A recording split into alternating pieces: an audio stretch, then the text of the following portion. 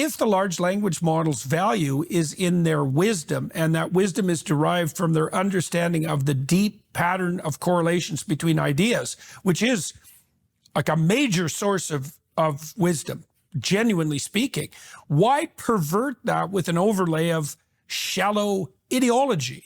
And why is the ideology in the direction that it is? And then how is that gerrymandering conducted? Yes, let me start with the how. So the how is a technique. There's an acronym for it. It's called reinforcement learning by human feedback. And so in the field, it's called RLHF. And RLHF is basically a key step for making an AI that works and interacts with humans, which is you take a raw model, which is sort of feral and doesn't quite know how to orient to people, and then you put it in a training loop with some set of human beings who effectively socialize it. And so, right, reinforcement learning through human feedback, the key there is human feedback, right? You put it in dialogue with human beings. And you have the human beings do something very analogous to teaching a child, right? Here's how you respond. Here's how you're polite. Here's the things you can and can't say. Here's how to word things. Here's how to be, curious. Here, all the behaviors that you presumably want to see from something you're interacting with that is sort of human, sort of a human proxy kind of form of behavior. That is a 100% human enterprise. You have to decide what the rules are for the people who are going to be doing that work. They're all people. And then you have to hire into those jobs. The people going into those jobs are in many cases the same people. This will horrify you. They're the same people who were in the trust and safety groups at the social media companies 5 years ago, because all the people that Elon cut out of the trust and safety group at Twitter when he bought it, many of them have migrated into these trust and safety groups at these AI companies, and they're now setting these policies and doing this training. Well, the terrifying thing here is that we're going to produce hyper powerful avatars of our own flaws, right? And so if you're training one of these systems, and you have a variety of domains of personal pathology, you're going to amplify that substantively. If we're going to generate augmented intelligence, we better not generate augmented pathological intelligence. Why is it these people who were, this is so awful, I didn't know that were, say, part of the safety and trust issue at Twitter, who are now training the bloody AIs? How did that horrible situation come to be? It's the same dynamic. It's the big AI companies have the exact same dynamic as the big social media companies, which have the exact same dynamic as the big universities, which have the exact same dynamic as the big media companies, which is you have these either formal or de facto cartels. You have a small handful of companies at the commanding heights of society that hire all the smart graduates. As I say, take a step back. You don't see ideological competition between Harvard and Yale, right? Like, you would think that you should, because they should compete in the marketplace of ideas. And of course, in practice, you don't see that at all. You see no ideological, competition between the New York Times and the Washington Post. You see no ideological competition between the Ford Foundation and any of the other major foundations. They all have the exact same politics. You see prior to Elon buying Twitter, you saw no ideological competition between the different social media companies.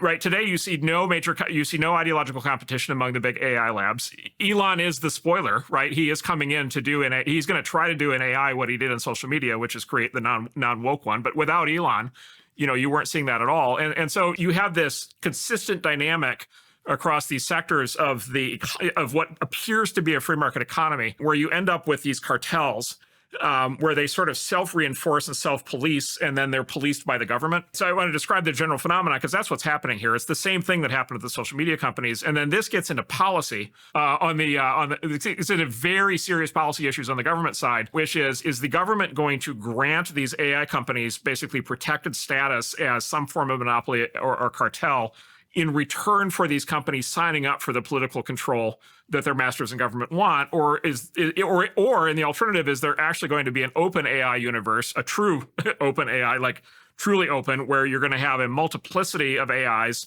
that are actually in full competition, right, competing, and then you'll have some that are woke, and you'll have some that are non-woke, and you'll have some trained on new material and some trained on old material, and so forth and so on, and then people can freely pick. And the thing that we're pushing for is that latter outcome. We very specifically want government to not protect these companies, to not put them behind a regulatory wall, to not be able to control them in the way that the social media companies got controlled before Elon. We actually want like full competition. And if you want your woke AI, you can have it, but there are many other choices. We know that the only way that a complex system can regulate itself across time is through something like evolutionary competition. That's it. That's the mechanism. And so now you talked about in some of your recent podcasts, you talked about the fact that the Biden administration in particular, if I got this right, was conspiring behind the scenes with the tech companies to cordon off the AI systems and make them monolithic. And so can you elaborate a little bit more on that? The major AI labs, basically they know what the deal is. They watch what happened in social media. They watch what happened to the companies that got out of line. They watch the pressures that came to bear. They watch what the government did to the social media companies. They watch the censorship regime that was put in place, which was very much a political, top-down censorship regime. And basically they went to Washington over the course of the last several years, and they essentially proposed a trade. And the trade was, we will do what you want politically. We will come under your control voluntarily from a political standpoint, the same way the social media companies had. And in return for that, we essentially want a cartel. We want a regulatory structure set up such that a small handful of big companies will be able to succeed in effect forever, and then new entrants will not be allowed to compete. And in Washington, they understand this because this is the classic economic concept of regulatory capture. This is what every set of major big companies in every industry does. And so the AI companies went to Washington and they tried to do that. And basically what was happening up until the election was the Biden administration was on board with that. And that led to the conversations that I've talked about before that we had in the spring with the Biden administration, where they told us very directly, senior officials in the administration told us very directly, look, do not even bother to try to fund AI startups. There are only going to be 2 or 3 large AI companies building 2 or 3 large AIs, and we are going to control them. We are going to set up a system in which we control them, and they are going to be, they're not going to be nationalized, but they're going to be essentially de facto integrated into the government, and we are going to do whatever is required to guarantee that outcome. And it's the only way to get to the outcome that we will find acceptable.